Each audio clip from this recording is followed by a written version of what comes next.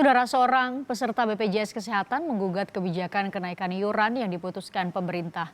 Penggugat menilai pemerintah tidak menghormati putusan Mahkamah Agung.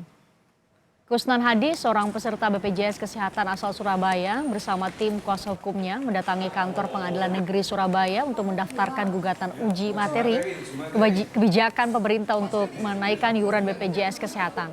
Gugatan ini dilayangkan sebagai bentuk protes terhadap kebijakan kenaikan iuran BPJS Kesehatan di tengah pandemi Corona saat ini. Masyarakat dinilai lebih membutuhkan bantuan sosial maupun bantuan lainnya daripada kenaikan BPJS.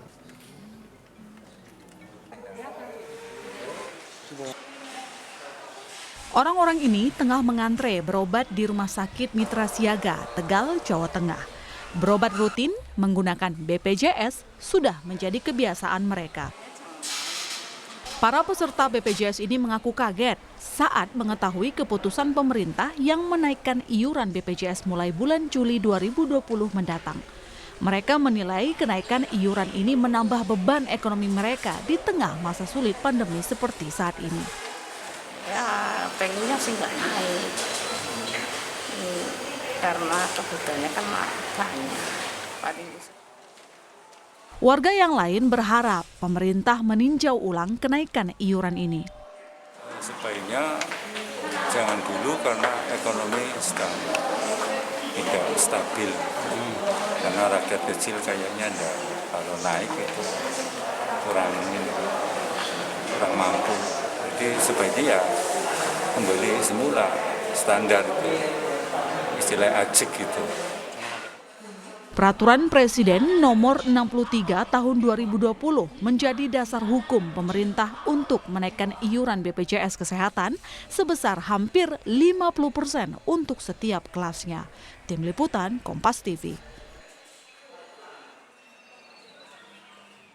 Saudara, apa saja isi gugatan terkait naiknya iuran BPJS ini dilaporkan jurnalis Kompas TV Shinta Maulida di Pengadilan Negeri Surabaya. Shinta, jadi apa poin-poin penting gugatan warga terkait kenaikan iuran BPJS Kesehatan? Ya, Riko dan juga saudara, secara spesifik poin-poin gugatan dalam uji materi Peraturan Presiden nomor 64 tahun 2020 tentang jaminan kesehatan ini adalah pasal 34 ayat 1 hingga ayat 9 yang tertuang dalam Perpres nomor 64 tahun 2020, di mana ini terkait dengan kenaikan iuran BPJS. Seperti misalnya dalam pasal 34 ayat 6, di mana ini mengurai tentang kenaikan BPJS untuk kelas 1 dan juga kelas 2 yang akan dimulai pada bulan Juli 2020. Penggugat tadi mengatakan bahwa ini memberatkan masyarakat, sehingga juga saat ini di tengah pandemi virus corona, masyarakat terutama menengah ke bawah sedang terguncang ekonominya atau terdampak pandemi virus corona, sehingga seharusnya kenaikan BPJS ini atau peraturan terkait kenaikan BPJS ini tidak dikeluarkan oleh pemerintah, sehingga diharapkan ini bisa dianulir nantinya oleh putusan dari Mahkamah Agung. Kemudian ini juga dalam poin-poin gugatan ini terkait besaran iuran pada ayat 1 hingga ayat 5, di mana seperti misalnya kelas 1 ini dari Rp80.000 ini akan meningkat jadi Rp160.000, kemudian untuk peserta BPJS kelas 2 dari Rp51.000 menjadi Rp110.000. Sekali lagi nilai memberatkan masyarakat, sehingga dari pihak penggugat berharap nantinya dari gugatan uji materi ini dapat digabungkan oleh Mahkamah Agung. Kemudian poin selanjutnya ini juga terkait dengan kenaikan iuran BPJS untuk kelas 3 dari Rp25.500 menjadi Rp42.000, meskipun ini nantinya baru diterapkan tahun depan. Namun dari pihak penggugat mengatakan bahwa tidak ada yang dapat menjamin bahwa roda ekonomi dari seluruh rakyat Indonesia yang terdampak dari COVID-19 ini sudah berjalan dengan normal begitu, sehingga memang meskipun kelas 3 rencananya atau peserta BPJS kelas 3 rencananya iurannya akan dinaikkan pada tahun depan, namun dinilai tetap ini memberatkan masyarakat terutama menengah ke bawah, karena rata-rata dari mereka adalah warga atau masyarakat yang berpenghasilan harian begitu, dan ini sangat terdampak oleh pandemi virus corona. Tadi beberapa poin yang disampaikan oleh kuasa hukum salah satu peserta BPJS Kesehatan yang juga menggugat uji materi ini ke Pengadilan Negeri Surabaya.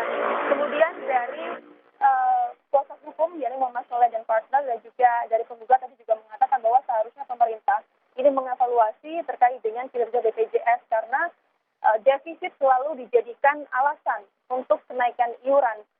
ia tadi mengatakan atau kuasa hukum mengatakan bahwa jika berdasarkan pasal 34 ayat 1 Undang-Undang 45 bahwa pemerintah ini seharusnya melindungi fakir miskin, melindungi anak terlantar sehingga memang seharusnya BPJS Kesehatan ini dapat mengcover dari menengah ke bawah, bukan untuk kalangan umum, baik itu menengah ke bawah, golongan menengah atau menengah ke atas. Nah ini yang seharusnya diperbaiki atau dievaluasi oleh pemerintah. Tadi yang disampaikan oleh kuasa hukum seperti itu. Jadi tadi mereka mengatakan bahwa pemerintah harus mengevaluasi kinerja BPJS karena sampai kapanpun jika BPJS ini diterapkan untuk kalangan umum bukan untuk menengah ke bawah maka akan terus mengalami defisit dan defisit akan dijadikan alasan untuk menaikkan iuran BPJS. Dan berikut kami hadirkan cuplikan wawancara kami dengan kuasa hukum peserta BPJS Kesehatan Muhammad Soleh Pekandal. Nggak ada gunanya pemerintah memberikan gratis PLN misalnya, tapi di sisi yang lain BPJS ditekankan gitu loh. Dan ini tidak main-main. Kalau sebelumnya memang 160 kelas 1 sekarang menjadi 150. Perbedaannya hanya 10.000. 10.000 kalau satu orang tidak terasa. Di dalam satu keluarga kalau misalnya suami istri anak 3, maka itu akan sangat memberatkan bagi masyarakat. Harapan kita sebelum 1 Juli Perpres ini, Perpres 64 diberlakukan, Mahkamah Agung sudah membuat keputusan membatalkan lagi Perpres 64 ini.